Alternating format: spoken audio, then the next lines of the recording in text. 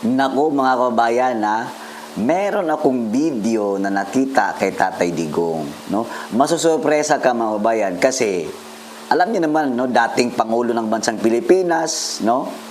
Pinapalakpakan sa kanyang mga proyekto, lalong-lalo na sa build, no? Yung war on drugs na kung saan binatikos ng mga tuwadkom dyan.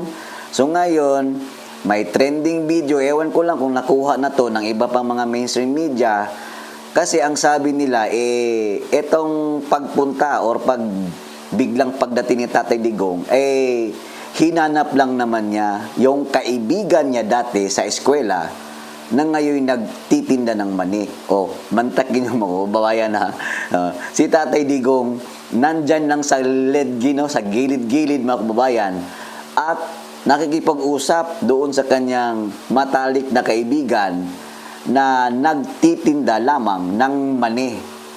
Dito natin makikita mga kabayan na si Tatay Digong ay never makalimot, no?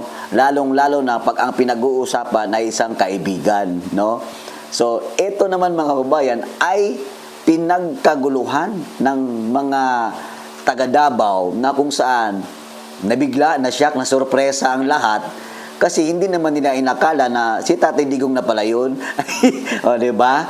So, yan ang isang halimbawa ng matino at hindi manggagamit na tao, marunong tumanaw ng kanyang presensya, lalong-lalo na sa pagiging pagkakaibigan, na kahit siya ay naging presidente, naging mayor, congressman, abogado, whatever, abay, binabalik-balikan pa rin niya yung mga taong alam niyang tunay na kaibigan, mga kabayan, So dito tayo believe kasi despite of maraming nagawa si Tatay Digong sa bansa natin, maraming bumapatiko sa kanya sa war on drugs, pero never natin makakalimutan na isang Rodrigo Roa Duterte ang tumatak, no, sa history na bilang isang presidente nang walang ibang nakagawa ng war on drugs.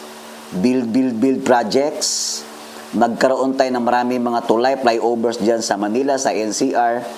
At ngayon, no, yung isang LRT1 na Cavite extension, nagbukas sa mga bayan na kung saan happy na sila, no?